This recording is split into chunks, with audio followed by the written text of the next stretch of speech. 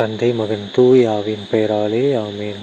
மத்தேயு எழுதின நற்செய்தி வாசகம் அதிகாரம் 25 இறைவசனங்கள் 14 முதல் 30 முடிய.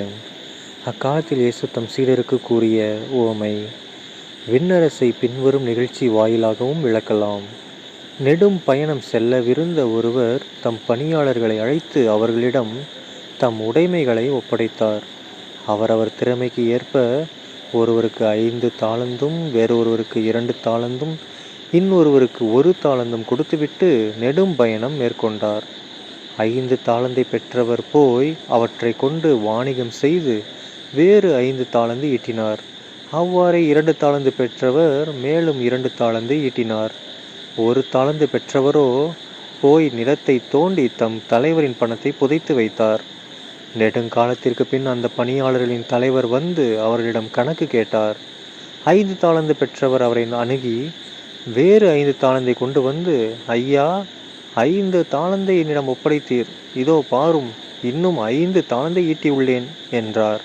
அதற்கு அவருடைய தலைவர் அவரிடம், நன்று, நம்பிக்கைக்குரிய நல்ல பணியாளரே, சிறிய பொறுப்புகளில் நம்பிக்கைக்கு உரியவராய் இருந்தீர், எனவே பெரிய பொறுப்புகளில் உம்மை அமர்த்துவேன், உம் தலைவனாகிய என் மகிழ்ச்சியில் நீரும் வந்து பங்கு கொள்ளும் என்றார். 2 தாலந்து பெற்றவரும் அவரை அணுகி, ஐயா, நீர் என்னிடம் 2 தாலந்து ஒப்படைத்தீர், இதோ பாரும், வேறு 2 தாலந்து ஈட்டியுள்ளேன் என்றார். அவருடைய தலைவர் அவரிடம், நன்று, நம்பிக்கைக்குரிய நல்ல பணியாளரே, சிறிய பொறுப்புகளில் நம்பிக்கைக்கு உரியவராய் இருந்தீர், எனவே பெரிய பொறுப்புகளில் உம்மை அமர்த்துவேன், உம் தலைவனாகிய என் மகிழ்ச்சியில் நீரும் வந்து பங்கு கொள்ளும் என்றார். 1 தாலந்தை பெற்றுக்கொண்டவரும் அவரை அணுகி, ஐயா, நீர் கடின உள்ளத்தினர், நீர் விதைக்காத இடத்திலும் போய் அறுவடை செய்பவர், நீர் தூவாத இடத்திலும் விளைச்சலை சேகரிப்பவர் என்பதை அறிவேன். உமக்கு அஞ்சியதால் நான் போய் உம்முடைய தாளந்தை நிலத்தில் புதைத்து வைத்தேன், இதோ பாரும், உம்முடையது என்றார். அதற்கு அவருடைய தலைவர், சோம்பேறியே, பொல்லாத பணியாளனே, நான் விதைக்காத இடத்திலும் போய் அறுவடை செய்பவன், நான் தூவாத இடத்திலும் போய் சேகரிப்பவன் என்பது உனக்கு தெரிந்திருந்தது அல்லவா? அப்படியானால் என் பணத்தை நீ வட்டி கடையில் கொடுத்து வைத்திருக்க வேண்டும், நான் வரும்போது எனக்கு வர வேண்டியதை வட்டியோடு திரும்ப பெற்றிருப்பேன் என்று கூறினார். எனவே அந்த தாளந்தை அவனிடமிருந்து எடுத்து 10 தாலந்து உடையவரிடம் கொடுங்கள், ஏனெனில் உள்ளவர் எவருக்கும் கொடுக்கப்படும், அவர்கள் நிறைவாக பெறுவர், இல்லாதோரிடமிருந்து அவரிடம் உள்ளதும் எடுக்கப்படும்.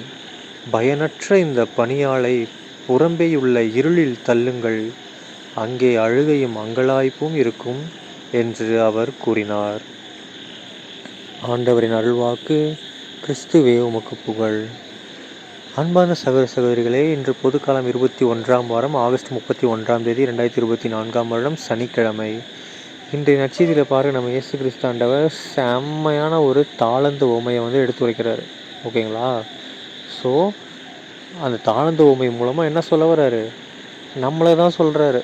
ஓகேங்களா? நம்ம ஒவ்வொருத்தருக்கும் தகுதிக்கு ஏற்ப தான் கடவுள் சில பொறுப்புகளை ஒப்படைச்சிருக்காரு. ஓகேங்களா? அந்த பொறுப்பை அவர் திரும்ப கேட்கும்போது நாம் இரட்டிப்பான நன்மையை கொடுக்கணும். இல்லை, எனக்கு அவர் உயிர் வாழ்கிறதுக்கு ஒரு பொறுப்பு கொடுத்துருக்காருப்பா, நான் உயிர் வாழ்ந்துட்டு மட்டும் செத்தாக போதும், முடிஞ்சளவுக்கு என்ஜாய் பண்ணிட்டு செத்தாக போதுன்னு தெரிஞ்சிங்கன்னா அவர் கடைசியில் கணக்கு கேட்பார்.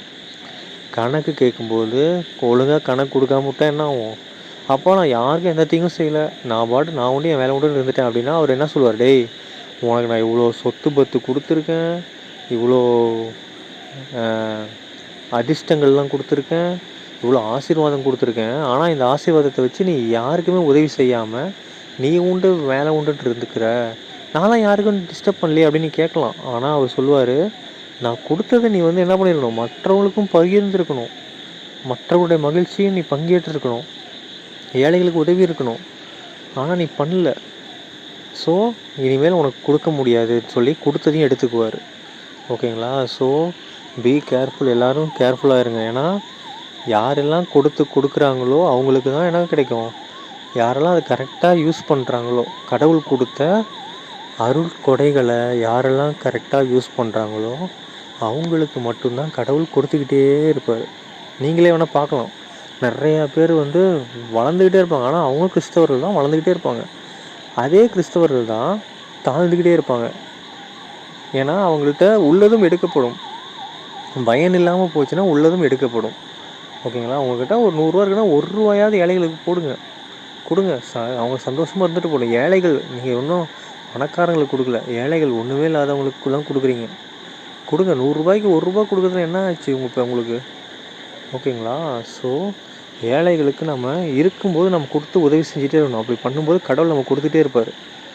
நாம் கடவுளுடைய கொடைகள் வந்து நம்ம கரெக்டாக யூஸ் பண்ணி மற்றவர்களுக்கு உதவி செஞ்சோம்னா கண்டிப்பாக கடவுள் நமக்கு கொடுத்துக்கிட்டே இருப்பார். அவரே சொல்கிறார், நான் சொல்ல, அவரே தான் சொல்கிறார், நான் கொடுத்துக்கிட்டே இருப்பேன்ட்டார். இவன்கிட்டருந்து வாங்கி அவன்கிட்ட கொடுறான், அவன் தானே கரெக்டாக பண்ணுறான் அப்படின்ட்டுருவார்.